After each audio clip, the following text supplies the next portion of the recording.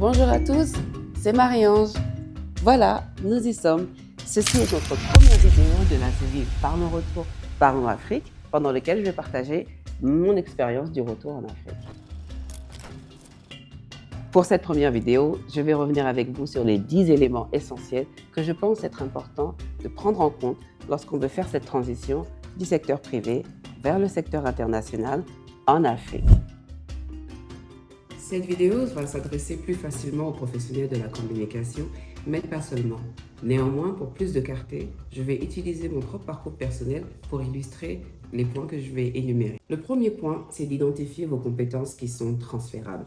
Dans mon cas, ça a été assez facile. Il y avait 4 éléments qui pouvaient contribuer à mon transfert et à ma transition vers une autre industrie. Le premier, c'était le fait d'avoir travaillé dans le secteur de la finance à Londres. Ça m'a permis de comprendre les deadlines, ça m'a permis de comprendre les exigences, mais aussi de me plonger dans un secteur d'activité qui reste pertinent, quel que soit l'endroit où on travaille. Le deuxième élément, c'était le fait d'avoir travaillé dans des entreprises elles-mêmes internationales déjà. Pourquoi? Elles ont des compositions en termes de ressources humaines, en termes de recherche, en termes même de management, qui fait que lorsqu'on a travaillé dans une de ces institutions, on a déjà développé des compétences qui pourraient être transférées dans un autre cadre. Et l'élément le plus important dans ce contexte, c'est celui de pouvoir travailler dans des environnements multiculturels. C'est très important dans le monde dans lequel nous vivons. Et si un jour vous voulez travailler sur le beau continent, vous vous rendrez compte aussi de la diversité des gens qui travailleront avec vous. Être capable de comprendre, de respecter les différences culturelles, mais aussi de s'en servir pour plus d'innovation et aussi plus de créativité est un plus qui vous servira. Le troisième de mes éléments forts, c'était le fait d'avoir travaillé dans la société civile au Sénégal. C'est arrivé au début de ma carrière et de ma transition. Néanmoins, parfois vous pouvez avoir des expériences professionnelles que vous ne trouvez pas pertinentes pour la vision globale que vous avez pour votre carrière. Néanmoins, dans ces secteurs spécialisés, dans cette expérience qui est peut-être en dehors des sentiers battus, il y a des compétences qui pourraient être clés pour vous. Donc, si vous êtes dans l'associatif, si vous êtes dans le caritatif, si vous êtes dans d'autres secteurs, n'hésitez pas à le mentionner. Le dernier élément qui a été un plus pour moi, c'est le fait d'être bilingue. Forcément, après avoir travaillé et vécu notamment dans la communication pendant 7 ans à Londres, j'étais à un niveau de compréhension et de maîtrise de la langue qui me permettait de travailler de manière internationale. Donc, quelle que soit l'autre langue que vous maîtrisez, même si c'est une langue culturelle très locale, n'hésitez pas à le mettre sur votre CV et à vous en servir aussi. Quand vous travaillez dans le monde international ou dans le développement, des compétences locales comme ça sont très, très recherchées. Ça peut faire la différence. Le deuxième point, comprendre la demande. Il va être essentiel pour vous de comprendre quelles sont les compétences et les profils recherchés par les institutions ou les organisations que vous allez viser. Si vous êtes un professionnel de la communication, ça veut dire quoi? Ça veut dire, par exemple, on commence avec la façon de penser stratégique. Et de la stratégie, pas seulement dans votre façon de travailler, mais aussi dans la façon dont vous travaillez avec les autres, donc des collaborations stratégiques, des partenariats stratégiques, d'engagement auprès de parties prenantes stratégiques. C'est un élément qui est très important parce que quel que soit le poste que vous occuperez, vous serez amené à travailler de manière stratégique et au service de la stratégie de l'institution qui vous recrute. Bien sûr, travailler à l'international, ça demande d'avoir démontré des compétences de leadership, d'être un meneur au sein de ses équipes, au sein de son département, de pouvoir aussi avoir des compétences interpersonnelles de communication très, très bien maîtrisées. La médiation, la collaboration, la motivation d'une équipe, etc. Toutes ces compétences interpersonnelles dans la façon dont vous travaillez avec les autres sont aussi importantes que le secteur dans lequel vous travaillez et de compétences purement techniques. La communication reste un métier de message, donc la compétence essentielle est une compétence rédactionnelle. La qualité de votre compétence rédactionnelle, la vitalité de la façon avec laquelle vous pouvez écrire, corriger, éditer et vraiment tailler des messages sur mesure va être très très importante. Il y a aussi, lorsque vous êtes un professionnel de la communication, du marketing, le fait d'avoir un portefeuille de compétences qui sont diversifiées dans la gestion et le planning d'événements, que ce soit le marketing pur, que ce soit des compétences informatiques, des compétences digitales. Plus vous faites de choses différentes au sein de la communication, plus votre profil est intéressant. Vos compétences professionnelles peuvent être aussi démontrées dans un espace qui est au-delà de votre métier, par exemple au sein d'une association, d'un club. Si vous êtes quelqu'un qui tient un blog sur un sujet qui vous tient beaucoup à cœur, c'est aussi important de le mentionner.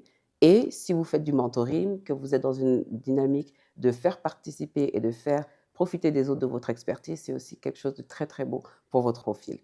Pour travailler dans des institutions internationales et notamment des institutions qui sont dans le secteur du développement, il est impératif que vous vous démontrez que vous avez une connaissance du secteur et des enjeux de ce secteur, que ce soit le changement climatique, que ce soit l'agriculture, que ce soit les nouvelles technologies. Vous devez être à même de comprendre où en est le secteur en ce moment et donc quels sont les enjeux auxquels votre professionnalisme pourra contribuer.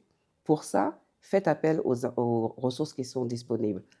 Bien entendu, avec Internet, vous pouvez aller sur les sites des institutions que vous visez et regarder leur stratégie de développement pour un pays, pour toute l'Afrique, pour 5 ans. Vous pouvez aussi vous renseigner par exemple, c'est une astuce, toujours souscrire à des newsletters qui font attrait au secteur dans lequel vous aimeriez être employé. De sorte, vous restez au vif en termes d'information et vous continuez de progresser avec le secteur aussi. N'hésitez pas aussi de mettre l'accent sur l'expertise que vous avez personnellement accrue au cours de votre parcours professionnel. En ce qui me concerne personnellement, il y avait par exemple les marchés financiers, c'est un secteur. Il y avait aussi l'agriculture qui est devenue une de mes spécialités.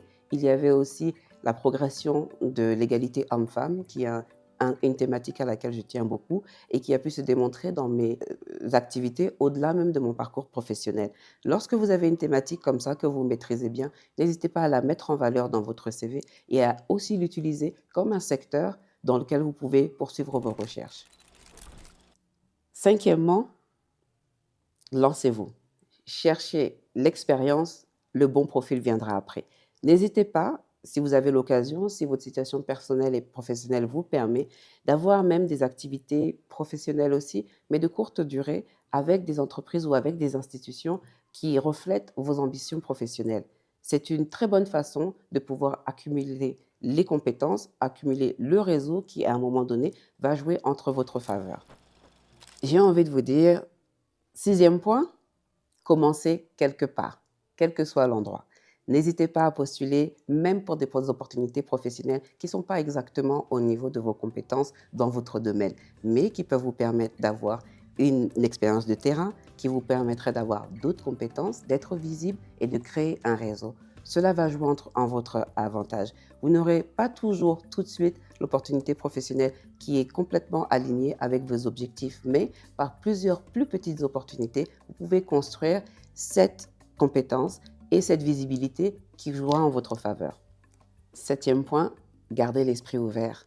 C'est très important d'avoir l'esprit ouvert quand on veut travailler à l'international, quand on veut travailler dans le secteur du développement, parce que ce sont des secteurs qui utilisent les compétences professionnelles avec d'autres visées, d'autres visions, qui font que, à un moment donné, même quelque chose dans votre parcours que vous avez minimisé peut devenir une opportunité pour une nouvelle carrière ou une nouvelle étape de votre carrière. Donc soyez ouverts, même si vous avez l'impression que j'en connais pas assez sur l'agriculture, j'en connais pas assez sur la protection des enfants.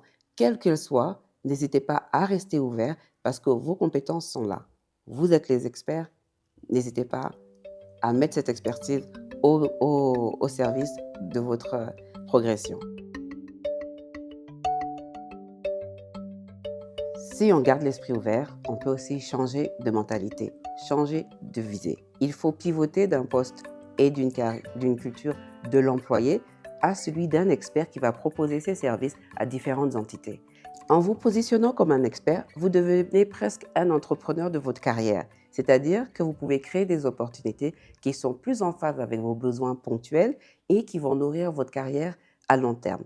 Vous pouvez accepter des contrats de courte durée. Vous verrez que dans beaucoup d'institutions, il y a des contrats qui vont de 0, 3 à 6 mois, qui peuvent donner l'impression qu'ils ne proposent pas assez de stabilité, mais qui vous donneront de manière ponctuelle et intense une expertise que vous pouvez réutiliser. Il y a aussi des contrats qui sont ajustés à un projet. Par exemple, vous travaillez avec une institution internationale qui a un projet de 3 ans dans un pays spécifique, vous pouvez vous greffer sur ce projet. C'est une très très bonne façon de pouvoir comprendre le cycle des projets, le déploiement et les compétences et de vous faire en une seule fois, en un cycle, une expérience qui aura vraiment beaucoup de valeur. Le 9e point est l'un des plus essentiels, c'est de croire dans ce que vous faites.